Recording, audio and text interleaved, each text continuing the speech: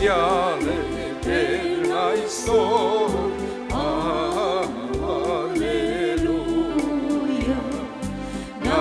հաղթող է և հզոր, Ալելույա,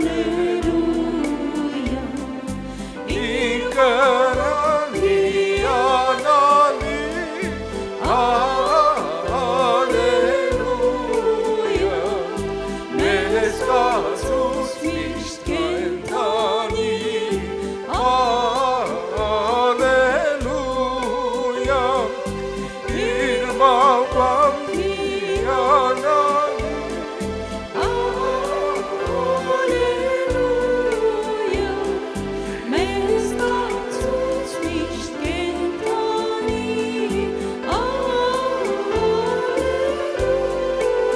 Միասին երգենք երկերով մեր բարձրավոր, Ալելույա, արտգով ենք Տեր երկնավոր, Ալելույա, ինք կրեց դարմիշտ լուծան, Ալելույա, որ ապրինք մեր Տեր մեռավ, Ալելույա, ինք կրեց դարմիշտ լուծան, Ալելույա, որ ապրինք մեր Տեր մեռավ, Ալելույա, իր կրած դագնավ, Ալելույա, մեր սիրուն հավետ եկավ, Ալելույա, որ սրտեն ներքին սասնի, Ալելույա, ուր Հիսուս իսպար աղջի, Ալելույա, որ սրտեն ներքին սասնի, Ալելույա, ուր Հիսուս իսպար աղջի, Ալելույա, անության է Տերը մեր, Ալելույա, ընելով դժոխ սավեր, Ալելույա, պիտի շտենալեք բարվերջ, Ալելույա, ու բնակվի մեր սրտից մեջ, Ալելույա, պիտի շտենալեք բարվերջ, Ալելույա, ու բնակվի մեր սրտից մեջ,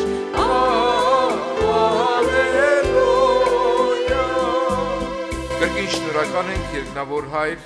փառավորում ենք պատմական անունդ Սուրբ, շնորհակալ ենք ընթացքի համար, նորից հանձնում ենք քո սուրբ ձեռքերի մեջ այս սուրբ պահը, խնդրում ենք Տեր, դու խոսքի դռները բացես, Տեր, վերցնես բոլոր տեսակի արգելքներ, ծանրություններ Հիսուսի Քրիստոսի անունով։ Օրհնյալ ես հավիտյան, արժանի ես ամեն փառքը, ամեն պատիվը եւ զորություն առնելու Հիսուսի անունով։ Փառավորվես եւ օրհնյալ լինես Հայրը, Որդին եւ Սուրբ Հոգին։ Հալելույա։ Ամեն։ Նստենք սիրելիներ Քրիստոս հարյավ իմերելոց, օրհնյալ է հարությունը Քրիստոսի։ Եթե այսօր շատ պիտի ողջագուրվենք, դա ոչինչ բան է այն մեծ փառավոր տոնական օրվա համեմատությամբ, որ մենք հավիտենական անգամ դարերի մեջ պիտի ասենք, որ օրհնյալ լինի այն փառավոր օրը, որ Տեր Հիսուս եկավ աշխարհ եւ մեզ նման մեղավորներիս համար մեռավ, կատարելապես թաղվեց եւ երրորդ օրը երեզմանից հարություն առավ մեզ արդարացնելու համար փառք Տիրոջը։ Այսօր հոգևոր աշխարհի մեջ ամենատոնական, ամենաուրախալի, ամենացնծալի օրն է, եղբայրներ, քույրեր, որ բոլոր եկեղեցիներ ամեն տեղ, ամեն ուրեք այսօր տոնակատարություններ են, երբ որ նայում ենք, հետևում ենք ընթացքին, թե տարբեր երկրներում ինչ կարգով են տոնակատարում կամ ինչպես են պատրաստվում Քրիստոսի փառավոր հարության տոնակատարությանը, ուղղակի սիրտս ուրախանում է, եղբայրներ, քույրեր։ Բայց մեկ բան կա, որ իմ սրտից մեջ միշտ նաև տխրելու առիթ է տալիս, որ շատերը փառավոր հարությունը տոնում են միայն որպես տոն, որպես զատիկ, ուղղակի որպես այսպես սովորական մի հատ շնորհավորանք, իրարու նույնիսկ մարդիկ շնորհավորում են, ասում են զատիկը շնորհավոր ու վերջ։ Գեղեցիկ տոնակատարություն, գեղեցիկ ուտելիքներ, սեղաններ եւ այլն։ Բայց այսօր մենք հավաքվել ենք, եղբայրներ, քույրեր, զանազանելու զատիկը հարությունից։ Հիմա պիտի ասեք, զանազանությունը ո՞րն է։ Զանազանությունը նրանն է, որ զատիկը ի սկզբանե հին ուխտի մեջ Աստված Իսրայել ժողովրդին պատվիրեց, որպեսզի դուրս գան Եգիպտոսից, եւ այդ դուրս գալու արարողությունը գիտեք, որ կատարվեց ապրիլ ամսվա մեջ, այսինքն ապրիլ ամսվա հենց առաջի երկրորդ շաբաթվա հենց գիրակի օրը, եղբայրներ, որ Մովսես պատվիրեց ասելով, որ ձեզանից ամեն մեկը մեկ տարեկան ուրեմն անարատ գառնուկ պատրաստի, որ մորթվելով գառնուկը պիտի գառան արյունը քսվեր դրանդիկներին, գիտեք այս պատմությունը, որպեսզի Սատակի հրեշտակ, որ այդ գիշեր պիտի անցներ եւ Եգիպտոսի բոլոր անդրանիկներին պիտի զարկեր, այն տները, որտեղ կար զատիկը կատարվել էր, այսինքն մորթվել էր գառնուկը եւ դրան շրջակայքի վրա նշանը դրված էր արյան, ուրեմն դրա վրայից պիտի անցներ Սատակի հրեշտակը եւ ինքը զատիկ նաեւ պասեղ բառն է, որ նշանակում է վրայից անցնել։ Վրայից անցան բոլոր այն անձիկ, որոնք միայն հնազանդվեցին Աստծո պատգամին Մովսեսի միջոցով։ Եվ նրանք նույնիսկ առանց թթխմորի հաց էլ պատրաստեցին, որովհետև գիտեք, խմորի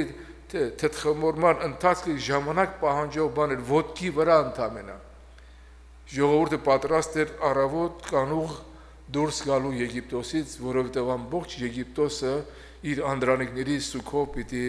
ուրեմն զբաղված լինել։ Սա էր զատիկի ամբողջ նկարագրությունը, որը նշանակում է զատվել նայ։ Եվ դրա համար Պողոս առաքյալը ներկայացնելով նոր ուխտի շրջանի մեջ, քանի որ մեր Փրկիչը Հիսուսը հենց ճիշտ այդ զատկվա օրվան մեզ համար խաչապայտի վրա զոհաբերվեց եւ մորթվեց, այսպես է գրված Աստծո խոսքի մեջ, Պողոս առաքյալը ներկայացնում է հետեւյալ ասելով. Առաջի Կորինթացիս ուրեմն 5-րդ գլխի 7 եւ 8-րդ համար ասում է. Հեռացրեք հին խմորը մեկդի, որպեսզի լինենք նոր զանգված առանց թթխմորի, որովհետև Քրիստոս մեր զատիկը մեզ համար զոհվեցավ, ուստի տոն կատարենք ոչ թե հին խմորով, ոչ թե չարության ու անզգամության խմորով, այլ անկեղծության եւ ճշմարտության անխմոր հացով, այսինքն Քրիստոսով։ Թթխմորը իհարկե մեղքի խորհուրդ ունի, դրա համար Աստված պատվիրեց, որ առանց թթխմորի Տերը թող օրհնի եղբայրներ, քույրեր, Քրիստոսի մահը եւ հարությունը յուրաքանչյուր հավատացյալի համար աստվածապաշտության առանցքն է։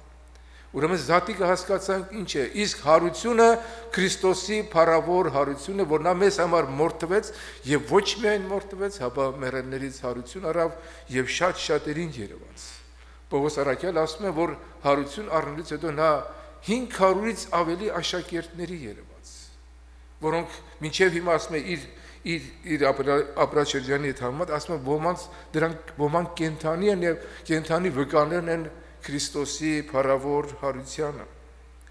Աստծո անունը փառավորի, որպես զատկական համար ընտրել եմ Հովանու ավետարան 20-րդ գլխի հարության այս սքանչելի հատվածը, որից հետո մենք կշարունակենք խոսքին անցնել։ Մեկշաբթի օրը, այսինքն կիրակի օրը,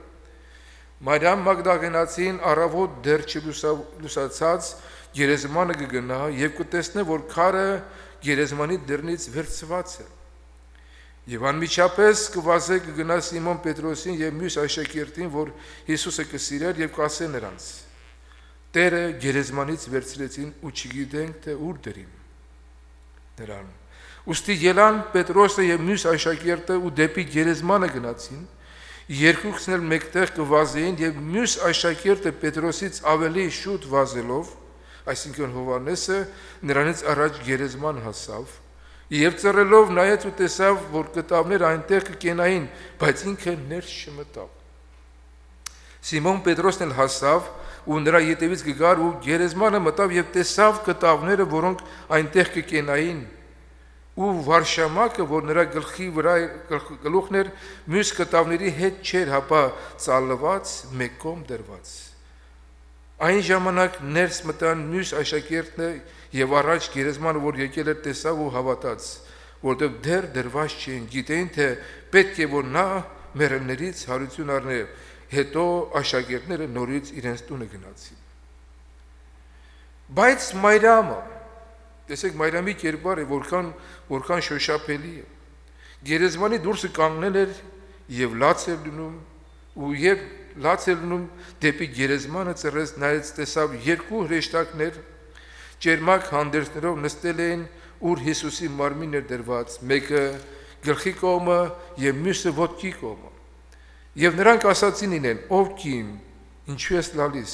եւ ասեց նրանց. նրա համար, որ իմ Տերս գերեզմանեն վերցրեցին ու չգիտեմ թե ուր դրին նրան։ Երբ այս ասեց նրանց, ետ դարձավ ու տեսավ Հիսուսը, որ կանգնել էր եւ չգիտեր թե որ Հիսուսն է։ Հիսուս նրան ասեց. ով կին, ինչու ես լալիս, ով կփնտրես, ինքը կարծելով թե նա պարտիզպանն է, ասեց նրան. Տեր, եթե դու վերցրեցիր նրան, ասա ինձ ուր դրի նրան, որպեսզի ես նրան առնեմ։ Հիսուսը ասեց նրան. Մարիամ, նա էլ դարձավ ու եբրայերեն ասեց նրան. Ռաբբունի, որ վարդապետ ասել է։ Հիսուս ասեց նրան. ինձ մի դիպչիր, որովհետև դեռ հորս մոտ ելած չեմ, հապա գնա եղբայրներիս եւ ասա նրանց. ես կելնեմ իմ հորս մոտ եւ ձեր հոր մոտ,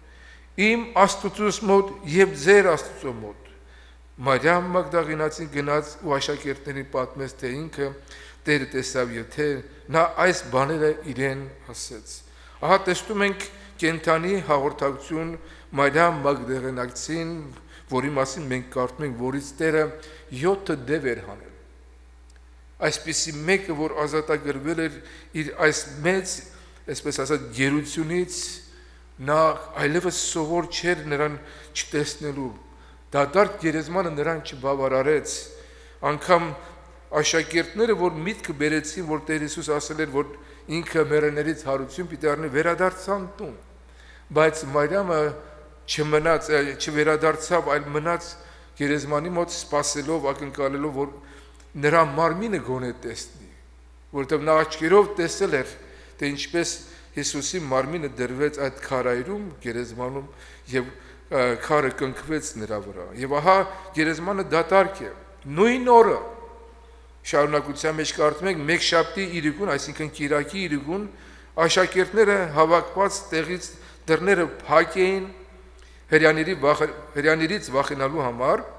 Հիսուս եկավ նրանց մեջտեղ կանգնեց եւ ասեց նրան. խաղաղություն ձեզ։ Այս ասելով իր ձեռքերը ու կողը ցույց տվեց նրանց։ Աշակերտներն ուրախացան, երբ տեսան Տերը։ Հիսուս նորից ասեց. խաղաղություն ձեզ, ինչպես Հայրը ինձ խելքեց, ես էլ ձեզ եմ խելքում։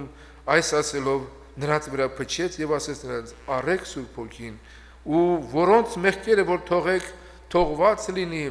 եւ որոնց մեղքերը որ ետ բռնեք, բռնված լինի։ Տեսնում ենք նաեւ աշակերտներին եւս Հիսուս հայտնվեց, եւ այստեղ մենք նորից հասկանում ենք մեկ բան, որ Մեկշաբթի օրը աշակերտները հավաքված էին, դռները փակ էր, եւ կարծեք թե մեկը հնարավորություն չուներ մտնելու, բայց Հիսուսը նրանց մեջտեղը կանգնելով այդ փակ դռները արգել չէին նրա հարության մարմնին, ինչպես որ Հիսուսը գերեզմանից դուրս էր եկել մինչև քարը գլորվելը, որովհետև մյուս ավետարաններում մենք կարդում ենք, որ երբ որ աշակերտները գնացին կանայք գնացին առավոտ կանող գերեզման, մեծ շարժ եղավ եւ Տիրոջ հրեշտակը քարը գլորեց գերեզմանի դեմից։ Իրենց աչքերի առջև տեսան, որ ինչպես հրեշտակը գլորեց, բայց արդեն գերեզմանը դատարկ էր, սիրելիներ։ Սա խոսում է Հիսուսի փառավոր, հարուցյալ եւ զորավոր մարմնի եւ նրա էության մասին, որ նրա համար որևէ արգելք գոյություն չունի, եղբայրներ քույրեր, փառք Տիրոջը։ Եվ հիմա աշակերտներն են հավաքված, աշակերտների մեջն է կանգնած եւ նրանց ասում է խաղաղություն ձեզ, եկեք եւ շոշափեցեք իմ ձեռքերս եւ կողս, որպեսզի ավելի համոզվի։ Գիտենք Թովմասի պատմությունը, որ Թովմասը ինքը այդ օրը այնտեղ չէր։ Գիտեք Թովմասի բացակայությունը, գիտեք ինչ պատգամ է մեզ ամեն մեկիս։ Ուղղակի մեջ բերում անեմ։ Բացակայությունը բավական ծանր նստեց Թովմասի վրա, երբ որ աշակերտները մեկտեղ են եւ Հիսուս երևաց նրանց։ Եվ հետո իհարկե աշակերտները պատմեցին եւ ասեցին, որ Հիսուսը մեր մեջ երևաց, մենք շոշափեցինք, տեսանք նրան, նրա ձայնը լսեցինք, խոսեցինք, բայց Թովմասը դեռ անհավատության մեջ էր, այսինքն Թովմասը մեծ վնաս էր կրել բացակայության պատճառով։ Հիմա խոսքս բոլորիս է ուղղում, սիրելի քույրեր, եղբայրներ։ Այս հարության առավոտը յուրաքանչյուր պաշտամունք, երբ որ մենք բացակայում ենք շատ կարևոր մի հանդիպումից։ Այսօր բացակաների համար նորից իմ ներսը սիրտս ցավում է, որ ներկա լինենք պաշտամունքներին։ Ինչքան էլ որ քույրը եղբայրը քեզ հերաձայնի եւ այսօր օրտնյալ պաշտամունք ունեցանք, մենք վայելեցինք Տիրոջ ներկայությունը, դա նորից չի բավարարելու նրան, ինչպես Թովմասին չբավարարեց։ Բայց տեսնում ենք մեր Հիսուսի փրկչի մարդասիրությունը, որ նա հատուկ 8 օր հետո հայտնվում է Թովմասի համար եւ նրան ասում է. Թովմաս, եկ քո ձեռքերը դիր իմ խոցերիս վրա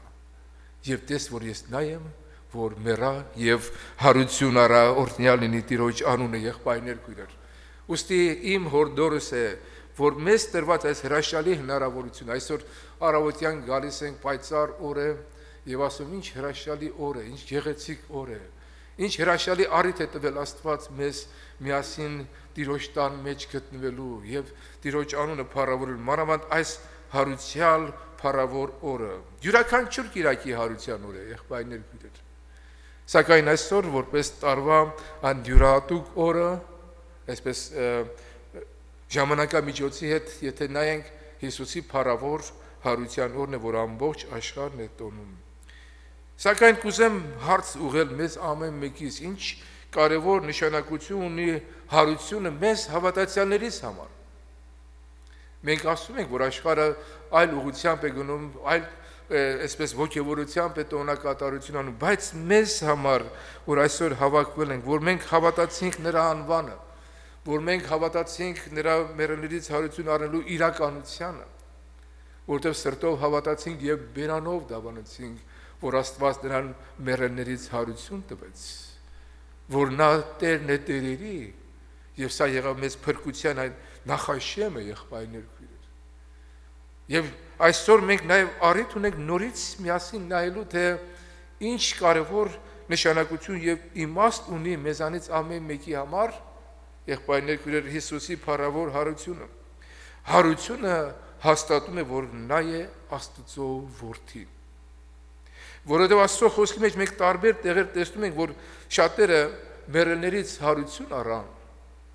հրաշքներ եղել են Սուրբ գրքի մեջ մենք տեսնում ենք եւ 5 կտականի շրջանի մեջ,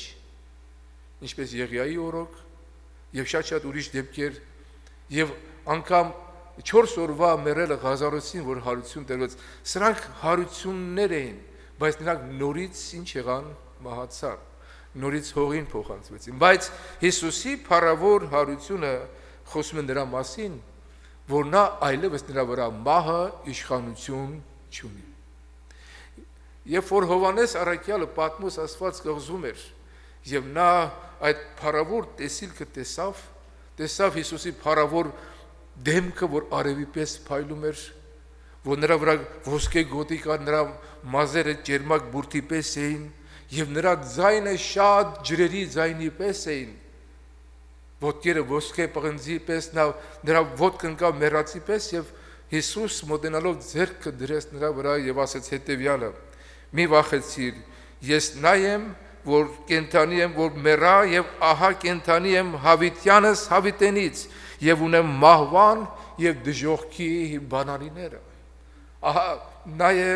մեռելների հարության անդրանիկը, առաջի պտուղը,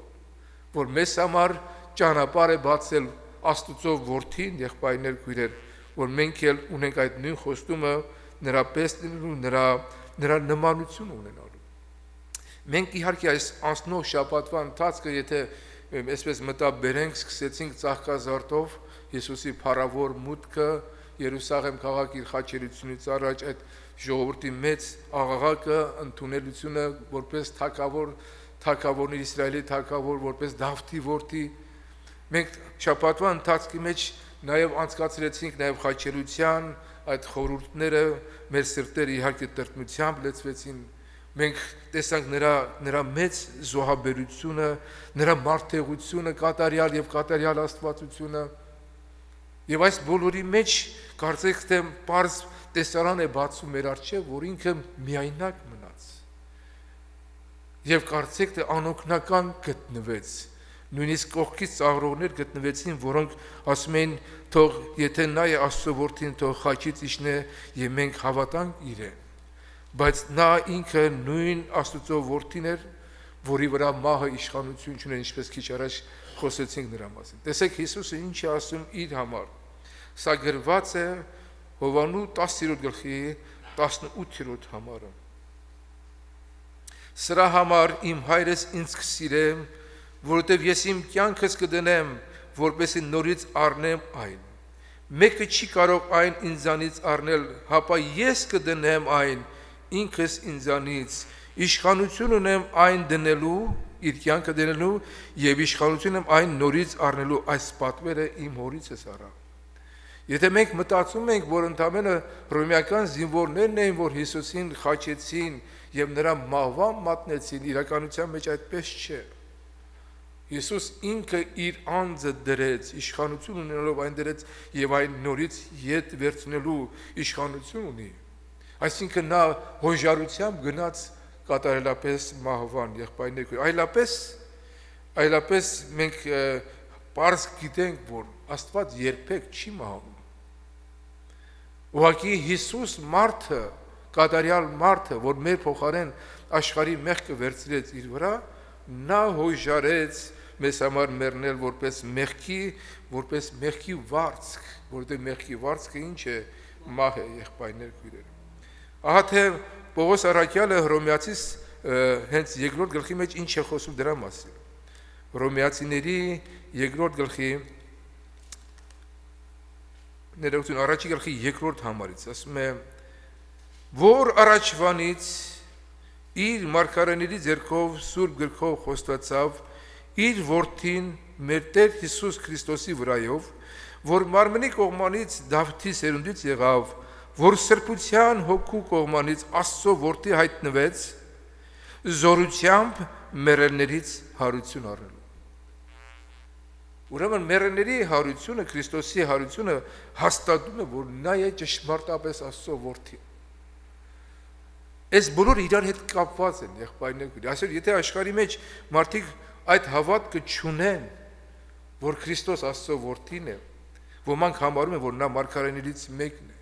որ նա պատմական դեմք է եղել, աշխարհը բավական մեծ փոփոխության է ենթարկել, սա դեռ բավարար չի, այլ որ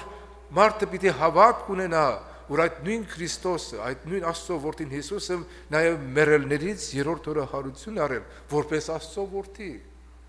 Այստեղ է գալիս արդեն փրկարար հավատքը, սրտով հավատացողը եւ բերանով խոստովանողը, որ Աստված նրան մեռելներից հարություն տվեց։ Եվ վերջապես դեպքերը, իրադարձությունները, անգամ ամենակարասիրտ հարյուրապետը, որ կանգնած էր Քրիստոսի խաչի առջև, երբ որ տեսավ այդ բոլոր իրադարձությունները, անգամ ինքը վկա չէր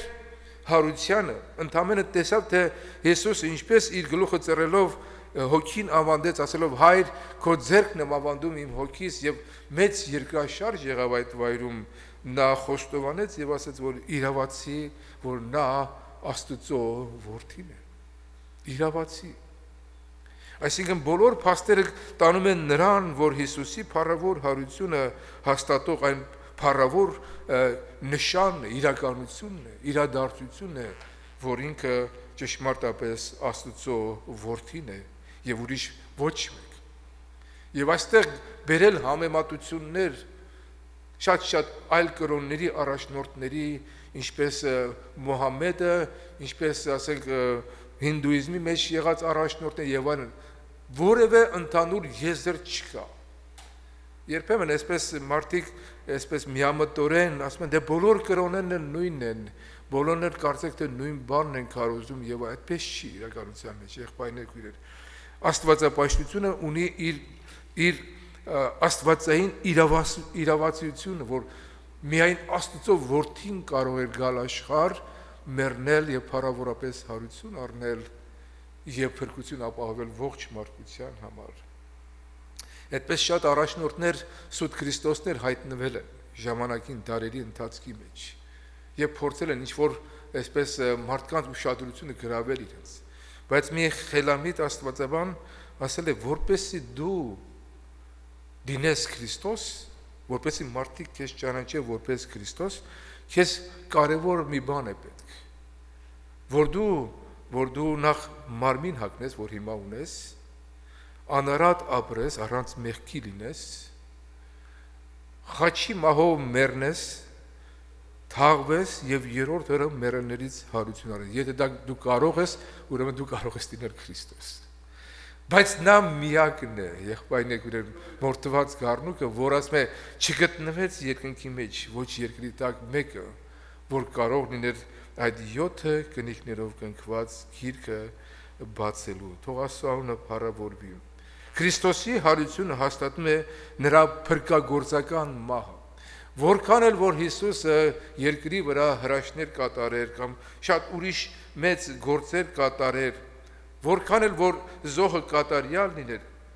միևնույն է, եթե նա փառավորապես հարություն չառներ, նրա փրկագործությունը ամբողջական չպիտի լիներ, եղբայրներ քույրեր։ Մենք Աստծո խոսքի մեջ տեսնում ենք հենց Հռոմեացիների ուրեմն 6-րդ գլխի 3-ից 5 համարների մեջ, որտեղ առաքյալը հետևյալն է ասում։ Ասում է, չգիտեք, թե մենք, որ Քրիստոս Հիսուսով մկրտվեցինք, նրա մահվանը մկրտվեցինք, նրա հետ թաղվեցինք մկրտությունով մահվան համար, որպես ինչպես Քրիստոս հոր փառքով հարություն առավ մեռելներից, այնպես էլ մենք կյանքի նորոգության մեջ պտտվենք։ Որտեւ եթե մենք տնկակից եղանք նրա մահվան նմանությունով, նաև նրա հարության նմանությունով կցորդ պիտի լինենք, այս գիտենանք, թե մեր հին մարդը նրա հետ խաչվեցավ, որ մեղավոր մարմինը փչանա, որպեսզի մենք սրանից հետո մեղքին չծառայենք։ Քանզի Քրիստոս 9-րդ համարն եմ ընթերցում, քանզի Քրիստոս գիտենք, թե Քրիստոս մեռելներից հարություն առած լինելով նորից չի մահանում, այլևս մահը նրա վրա իշխանություն չունի։ Ուրեմն մեր փրկագործությունը եղբայրներ քույրեր հաստատված է նրա փառավոր հարությամբ, որովհետև նա մեզ համար մեռավ եւ փառավորապես հարություն առավ մեզ նորոգելու, մեր կյանքը նորոգելու իր նման ապրելու համար։ Պողոս առաքյալը խոսելով հարության մասին, ինչպես քիչ առաջ եղբայրը ընթերցում էր, ասում է, եթե Քրիստոս հարություն առած չէ, ձեր հավատքը պարապ է եւ տակավին ձեր մեղքերի մեջ եք։ Նույնպես էլ Քրիստոսով ննջողները կորսված են։ Եթե հարությունը մեջտեղից, այսպես ասած, վերցվի, եղբայրներ քույրեր, ամեն բան գալիս է զրոյական վիճակի մեջ։ Դառնում է սովորական մնացած կրոնները, որոնք այդպես էլ պատասխան չունեն։ Ինչ կա մահվանից այն կողմ, մարդու օրերը լրանից հետո ինչ կա, բայց Քրիստոսի փառավոր հարությունը մեզ հաստատում է, որ մենք էլ նրապես տնկակից ենք եղել մահվանը եւ նրապես էլ նրա հարության, զորությանը մասնակից պիտի լինենք փառավոր այն օրը։ Եվ իհարկե առաքյալը ասում է, եթե միայն այս կյանքի համար Քրիստոսին ենք հուսացել, մենք բոլոր մարդկանցից ավելի խղճալի ենք։ Սա պարզ գրված է։ Հավատացյալը դառնում է խղճալի մի անձնավորություն, եթե նա հարության հույս չունի, եթե նա Քրիստոսի հարության վրա կենթանի հավատք չունի, եղբայրներ քույրեր։ Թող Տիրոջ անունը փառավորվի, մենք հավատում ենք, որ նա մահացավ եւ ճշմարտապես փառավորապես հարություն արել։ Քրիստոսի հարությունը նաեւ փրկagorցություն է բերում մեր մարմինների վրա, եղբայրներ քույրեր։ Պողոս առաքյալը խոսելով Հռոմեացիս 8-րդ գլխի 11-րդ համարի մեջ խոսում է այս անգամ, որ Քրիստոսի հարությունը նաեւ զորության ներգործություն ունի նաեւ մեր մահկանացու մարմինների մեջ նաեւ։ Իսկ եթե ասում է Հիսուսը մեռելներից հարուցանողի հոգին ձեր մեջ բնակված է, ուրեմն նա, որ Քրիստոսը մեռելներից հարուցանեց, պիտի կենթանացնե ձեր մահկանացու մարմիններն իր հոգիով, որ ձեր մեջ կբնակի։ Այսինքն հոգևոր կյանք ապրելու համար Աստծո հոգին եկել է մեր մեջ, որը հարուցանեց Քրիստոսին մեռելներից, կարող է այս մահկանացու մարմիններն էլ կենթանացնել հոգևոր կյանք ապրելու համար, եղբայրներ։ Չէ որ հոգին, շունչը եւ մարմինը, եղբայրներ, այս երյակ էությունը մարդկային հաղորդ է աստվածային այս սքանչելիքներին, ինչ որ մեզ ամեն մեկից խոստացված է ավետարանի միջոցով։ Հարությունը փրկված հավատացյալի հաղթական կյանքի երաշխիքն է, որտեղ Հիսուս ասում է, որովհետև ես կենթանի եմ եւ դուք էլ կենթանի պիտի լինեք։ Երբ որ ասում է ես վեր ելեմ, ամենքը դեպի ինձ պիտի քաշը։ Այս վեր ելնելը եղբայրներ նրա փառավոր հարությունն է եւ իհարկե մենք նաեւ տոնում ենք Հիսուսի փառավոր համբարձումը նրա հարությունից 40 օր հետո։ Ուրեմն հարությունը հաստատում է Աստծո խոսքի ճշմարտացիությունը, որովհետև Հիսուս մի քանի անգամներ խոսում է դրա մասին, ասելով, որ որդի մարդով պիտի մատնվի մեղավորների ձեռքը եւ երրորդ օրը հարություն պիտի առ։ Բայց մարգարեական ճշմարտություններ են այդ։ Երբ որ ինքը Դավիթը խոսում էր Հիսուսի մահվան մասին հենց իր անձի վրայով։ Հետաքրքիր է, գիտեք Աստծո խոսքը։ Դավիթը մարգարեական սաղմոսները գրում, կարծեք թե իր համար, բայց իրականության մեջ դրանք խոսում են Հիսուսի կյանքի տարբեր մանրամասնությունների, ճշմարտությունների մասին։ Օրինակ Սաղմոս 16-րդ Սաղմոսի 10-րդ համարի մեջ մենք կարդում ենք հետևյալը, որ ասում է. որովհետև իմ անձս գերեզմանի մեջ պիտի չթողես եւ քո սուրբիդ էլ ապականություն տեսնել պիտի չտաս։ Ասում է իմ անձս գերեզմանի մեջ պիտի չթողես, սա Հիսուսի վերաբերյալ ուրեմն ինչ էր մարգարեություն էր, որովհետև երբ որ Պետրոսը Պենտեկոստեի օրը սկսեց քարոզել հարուցյալ Հիսուսի մասին, որ նա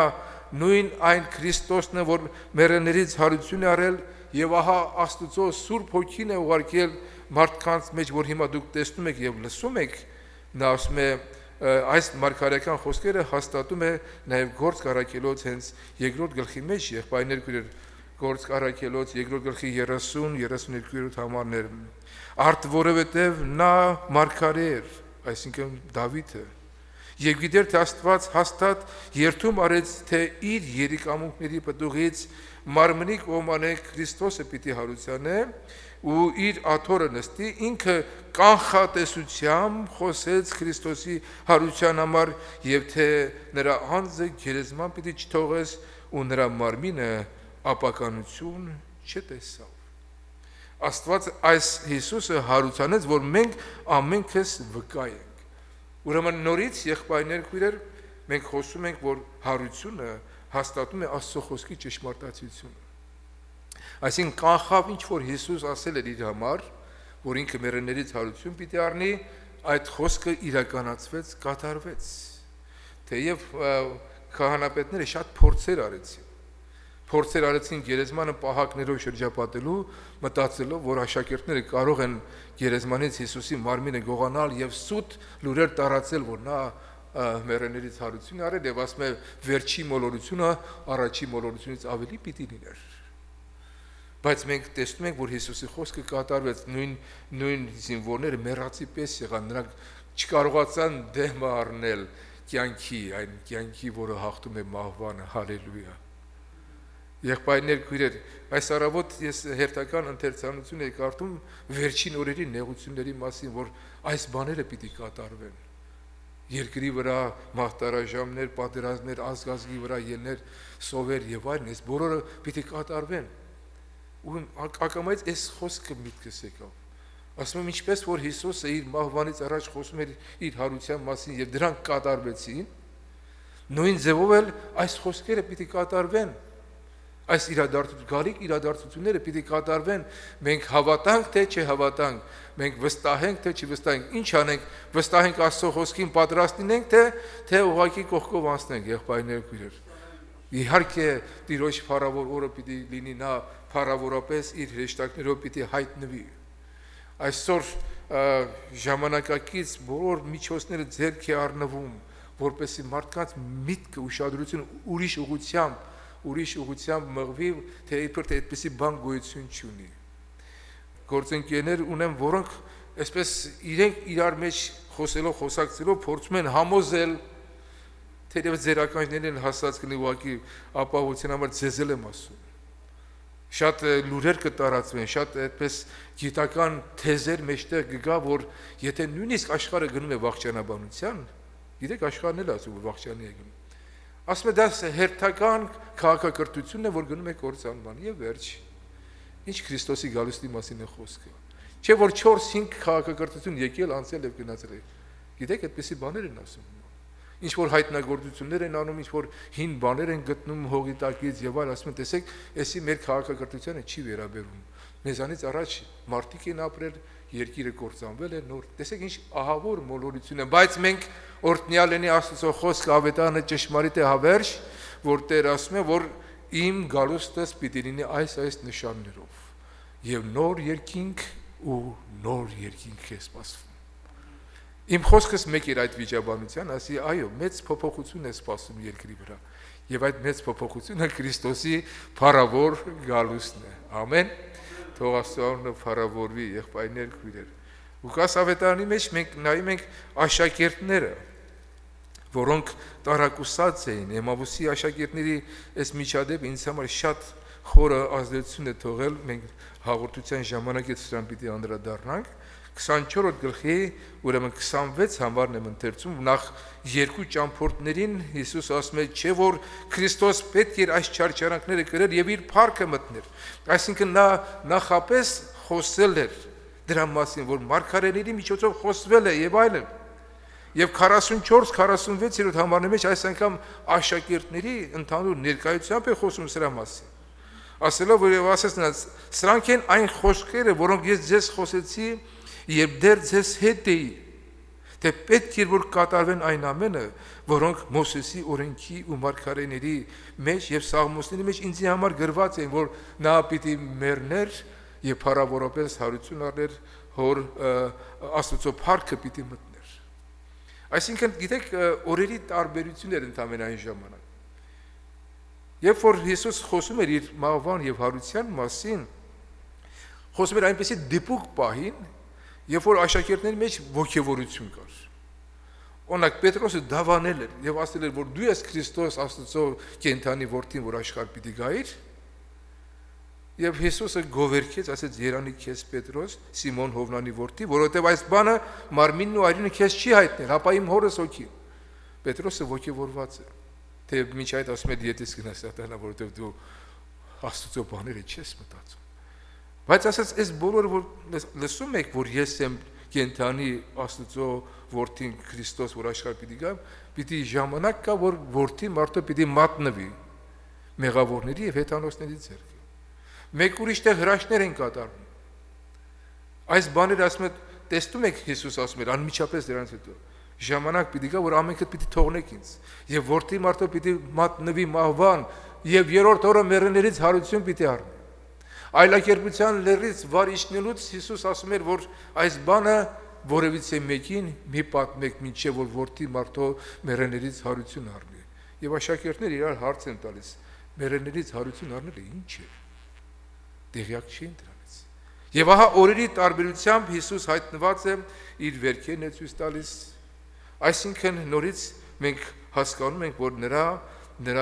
նրա հարությամբ հաստատված է նրա փոխանորդական մահը մեզ համար որպես փրկagorցություն։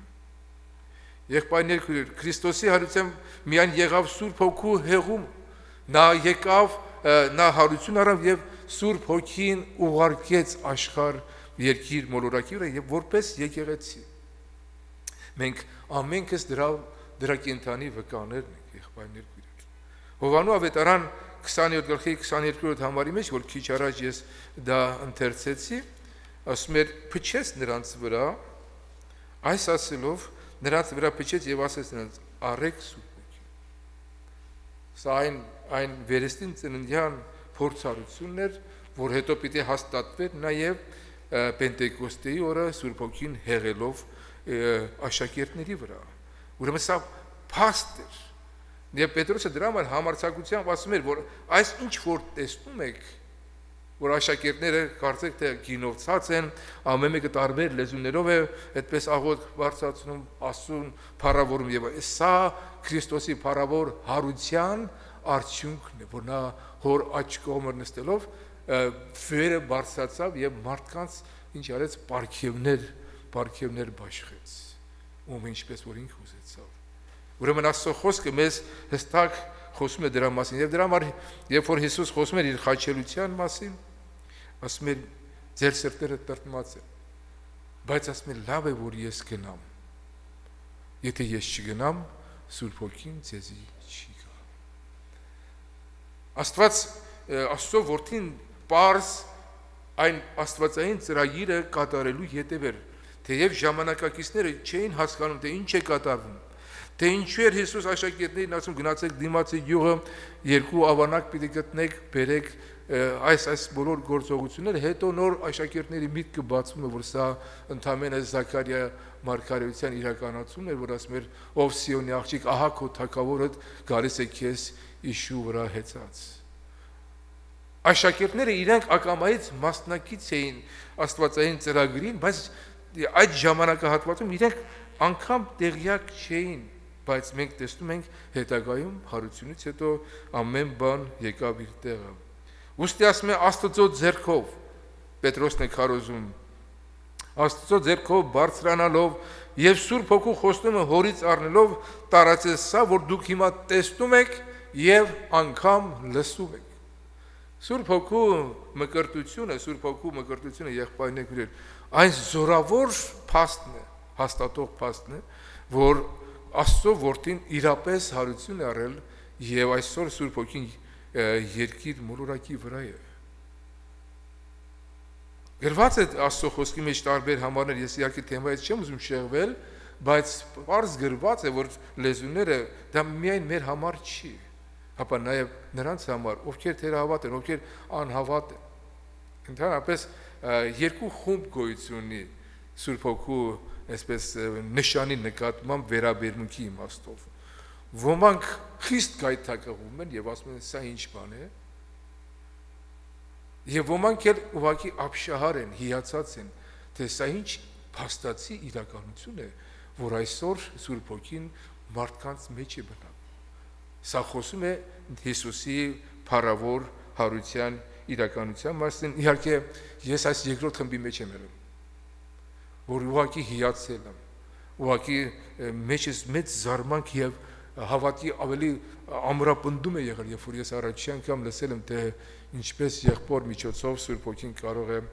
օտար լեզուներով աղոթք բարձրացնել։ Ինչ կա հակառակ վիճակ եւ մարդիկ խորշում են, ասում են սա ինչ բան է, սա անհասկանալի բան է եւ բացատրությունները իհարկե շատ կան, մենք Պենտեկոստեն դրա բացատրությունն մենք անգամ եւս կանդրադառնանք, բայց խոսում եմ դրա մասին, որ Սուրբ Հոգին հեղվեց այն պատճառով, որովհետև Աստծո որդին մեռավ եւ երրորդ օրը հարություն առավ հոր աջ կողմը նստելով Հոգին ուղարկելով երկիր մոլորակի վրա։ Քրիստոսի հարությունը ապացույց է նաեւ, որ նա է ճշմարիտ դատավորը։ նաև մեռելների եւ կենդանիների դատավորը եղբայրներ քույր։ Հովանու ներողություն 5-րդ գլխի 21-22 համարներն եմ ընթերցում։ Տեսեք Աստծո խոսքը մեզ ինչպես է հաստատում այս իրականությունը։ Հովանու 5 21 եւ 22 համարներ ասում է, որովհետեւ ինչպես հայրը մեռելները կհարուցանե եւ կկենթանացնե, այնպես էլ որդուն, որոնք որ կուզե կկենթանացնե։ Քանզի հայրը մեկը չի դատեր, հապա ամեն դատաստան որդուն տվեց, որպես ամենքը պատվեն որդին, ինչպես հայրը կպատվեն։ Նա որ որդուն չի պատվում, նրան խրկող հայրն էլ չի պատվում։ Ճշմարիտ եմ ասում ձեզ, թե նա որ իմ խոսքս մտիկ կանե եւ կհավատա նրան, որ ինձ խրկեց, հավիտենական կյանք ունի եւ դատապարտության տակ չպիտի ընկնի, հապա մահվանից դեպի կյանք է անցել։ 27-րդ համարի մեջ ասում է, որովհետև ինչպես հայրը իր անձի մեջ կյանք ունի, այնպես էլ որդուն տվավ, որ իր անձի մեջ կյանք ունի, եւ դատաստան անելու իշխանություն էլ տվեց նրան, քանզի նա որդի մարդու է։ Մեկ ուրիշ տեղ, երբ որ նայում ենք Աստծո խոսքի մեջ, երբ որ Գործք առաքելոց գլխի մեջ կարդում ենք, որ Կորնելիոսը, որ Աստծո հրեշտակից պատգամ էր առել Պետրոսին կանչելու եւ կյանքի խոսքեր խոսելու, Պետրոսը տեսեք ինչ է հաստատում։ Ես այդ հատվածն եմ ուզում ընթերցել, դա Գործք առաքելոց 10-րդ գլխի 40 եւ 42 համարներն են, որ ասում է. Աստված նրան երրորդ օրը հարուցանեց եւ հայտնի արեց նրան ոչ թե բոլոր ժողովրդին, հապա մեզ նախապես Աստծուց վկա լինելու ընտրվածներից, որ իրեն հետ կերանք ու խմեցինք էլ նրա մեռելներից հարություն առնելուց հետո եւ ինքը պատվիրեց, որ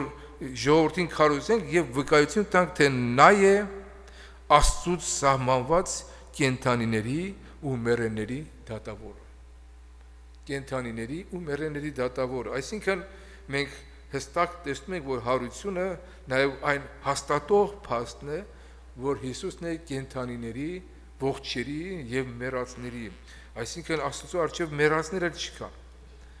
որովհետեւ երբ որ Հիսուսը խոսում էր ասելով, եթե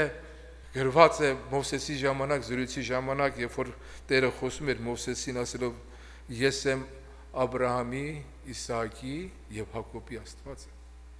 Աստված մեռելների Աստված չէ, կենդանիների Աստված է։ Թեև նրանք անցել էին, բայց նրանք հոգիով ողջ չեն Աստծո առջև։ Եվ այսպես մենք նայում ենք Աստծո խոսքի շարունակությունը, երբ որ Պողոս առաքյալը այս անգամ աթենքում էր, երբ որ աթենքում այս մարդկանց խոսում էր Հիսուսի մասին, այսպես է գրված։ Ես ընթերցեմ այդ հատվածը։ Գործք առաքելոց 10-րդ գլխի 30-31-րդ։ Ասում է արդ Աստված տգիտության ժամանակները անտես անելով հիմա կպատվիրե ամեն տեղ բոլոր մարդկանց, որ ապաշխարեն, որտեղ ինքը մի օր սահմանեց, որի մեջ աշխարհս արդարությամբ պիտի դատե այն մարդու ձեռքով, որ որոշեց ամենքին հավատացնելով նրան մեռելներից հարուցանելով։ Տեսնում եք այս համարը ինչ է հաստատում։ Աստված իր որդուն հարուցանեց, հարություն տվեց, որպեսզի հաստատե, որ նա ամբողջ աշխարհը դատելու նաև իրավունք ունի, քանի որ այսեք ինչ հետաքրքիր բան է կատարում։ Նա եկել է մեղավորը փնտրելու եւ գտնելու եւ արդարացնելու։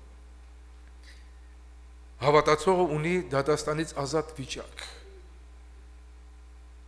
իսկ չհավատացողը մնում է դատաստանի տակ։ Եվ դրա համար գրված է, որ նա մեռելներից հարություն տվեց, որպեսզի բոլոր ազգերը, ժողովուրդները նրա առջև կանգնեն դատաստանի։ Ուստի մենք հավատում ենք Աստծո խոսքի մեջ 3 որակի դատաստանների։ Դա առաջինը, դա նախ Աստծո տան դատաստանն է, որի մասին Պետրոս առաքյալը ասում է, որ ժամանակն է, որ դատաստանը որտեղից սկսվի Աստծո տնից։ Եթե դատաստան ասում է Աստծո տնից պիտի սկսվի, հապա ուր պիտի մնան նրանք, որոնք Աստծո ավետարանին չեն հնազանդվում, եղբայրներ քույրեր։ Երբեմն մենք մեզանով տարվում ենք, ես ինքս ինձ ասեմ, ասում եմ Տեր, ես պիտի կանգնեմ քո ատյանի առջև, քո դատաստանի առջև, որը բարձ ու հայտնի պիտի լինի, ամեն խորհուրդներ պիտի բացահայտվեն, ես ինչպես պիտի կանգնեմ այդտեղ։ Ես սրանք այս խորհուրդները ասում եմ բոլոր սուրբերի մտքերում։ Մարդ Արարածը ամենակատարյալ սուրբ կոչված մարդը, երբ որ խորհուրդ է անում, թե ինքը մի օր պիտի կանգնի Աստծո ահեղ գահի առջև, դա գիտեք ինչ բան է, եղբայրներ քույրեր։ Անաչառ, անկաշառ դատաստան պիտի լինի, եւ մենք ինչպես պիտի կայնենք, եթե Քրիստոս արդարությունը մեր վրա հագած չլինենք, եղբայրներ քույրեր։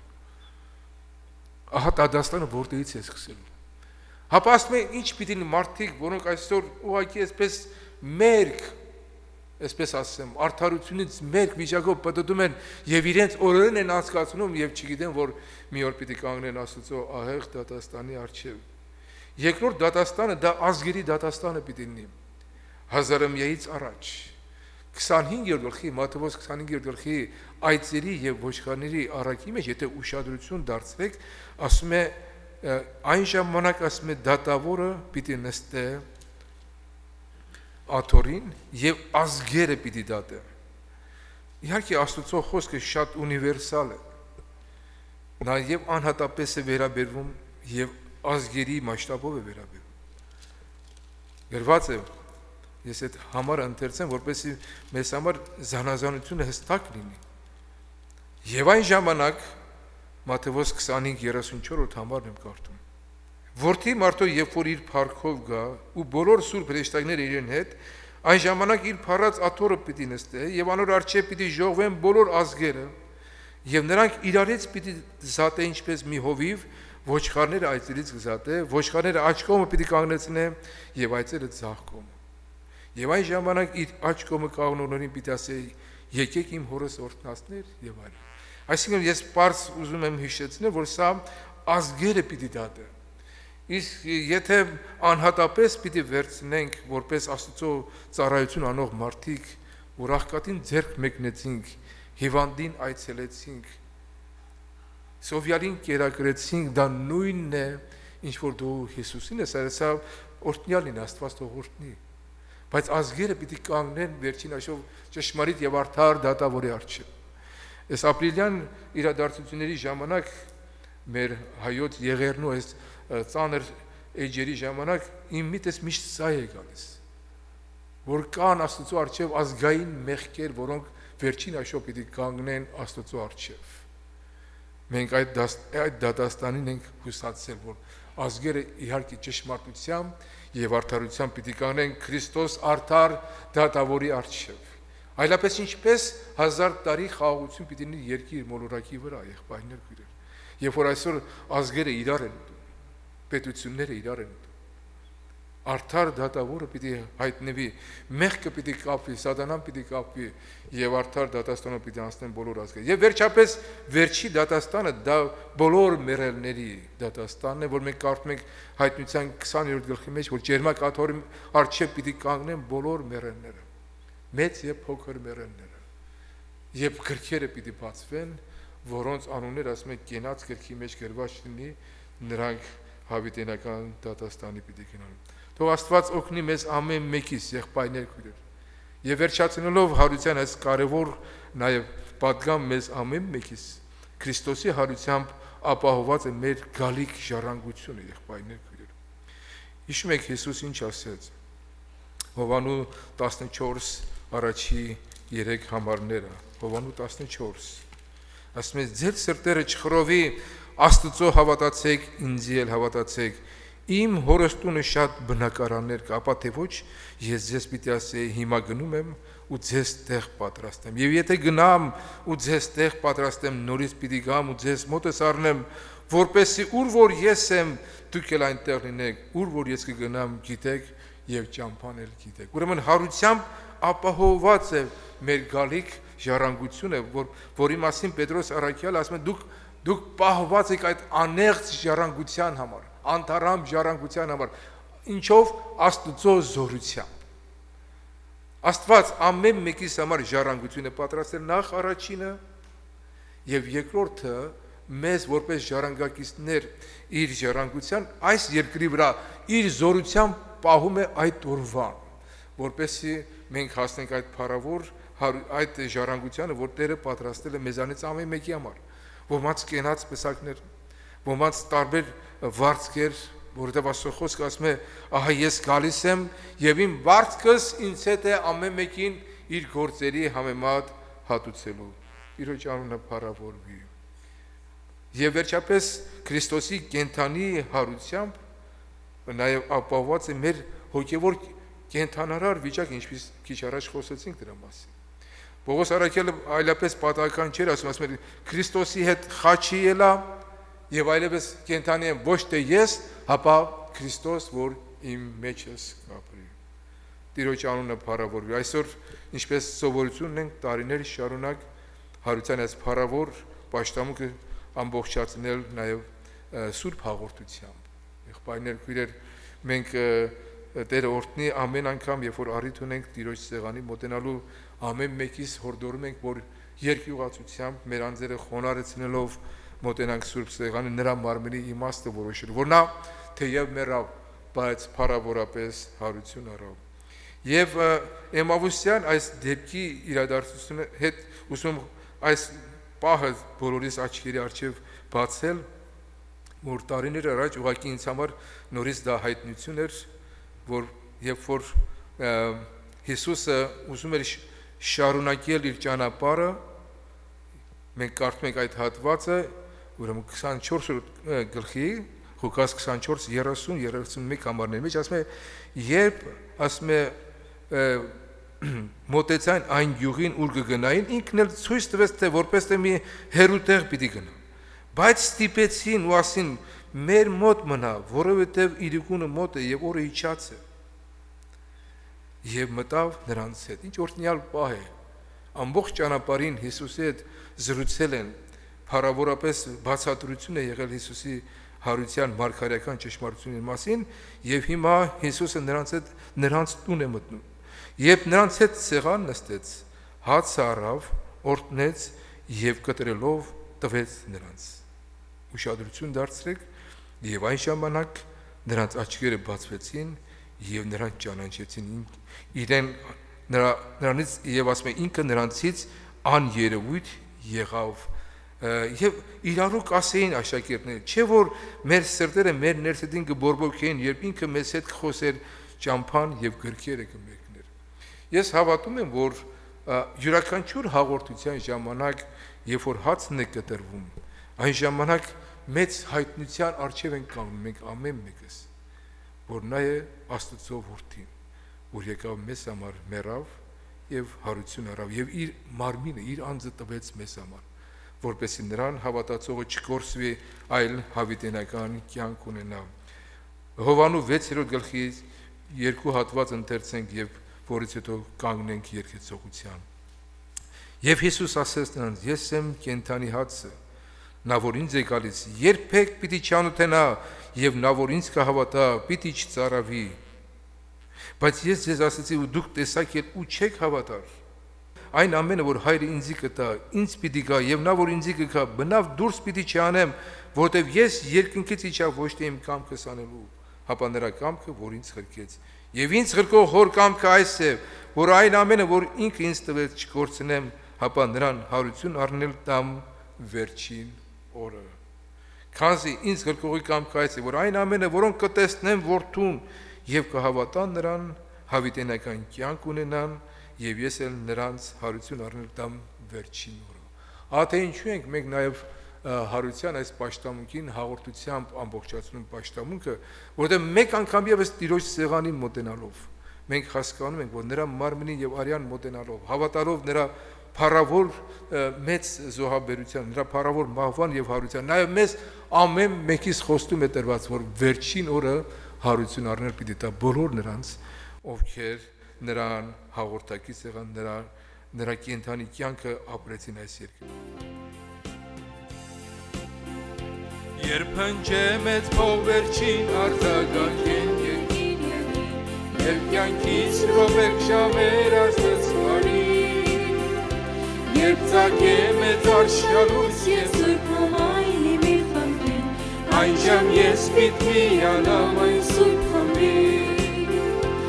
այժմ ես պիտի անամ, այժմ ես պիտի անամ, այժմ ես պիտի անամ, այժմ ես պիտի անամ այս սուրբին, այժմ ես պիտի անամ, այժմ ես պիտի անամ, այժմ ես պիտի անամ, այժմ ես պիտի անամ այս սուրբին, լուսավոր առավոտյան երբ բերյալներ հանեն համայն, երբ բոլոր արդար իրենց մարդ նստանան, երբ բտրյալ հոգիք շրջապատեն իրենց արքան, ես էլ պիտի լինեմ խմբում այն սրբազան, ես էլ պիտի լինեմ խմբում այն, Ես էլ պիտի լինեմ խմբում, ես էլ պիտի լինեմ խմբում, ես էլ պիտի լինեմ խմբում այս սրբազան, ես էլ պիտի լինեմ խմբում, ես էլ պիտի լինեմ խմբում, ես էլ պիտի լինեմ խմբում, ես էլ պիտի լինեմ խմբում այս սրբազան, իմ բոլոր կյանքս պիտան Հիսուս բրգիչ չուիմ արքան, թող պատմենք լսեք լեզուն իմանալ շան, քեզ համար ապրեմ, խորեմ, խոսեմ, գործեմ ես հարաժան, և ապա այն սուրբ խմբին կամ միանամ, և ապա այն սուրբ խմբին գամ, և ապա այն սուրբ խմբին գամ, և ապա այն սուրբ խմբին գամ, և ապա այն սուրբ խմբին գամ միանամ, և ապա այն սուրբ խմբին գամ, և ապա այն սուրբ խմբին գամ, և ապա այն սուրբ խմբին գամ, և ապա այն սուրբ խմբին գամ միանամ, Տեր իմ սերսու հավիտյան և ես էլ որն եմ հարաժան, աղթան կամ քեզ մոտելար հարամբաժան, թափաջույր հարաճը պիտ ինչ-որ լինի իշտին բաժին, մոհեր միշտ երբ այն խմբին պիտ միանամ, մոհեր միշտ երբ այն խմբին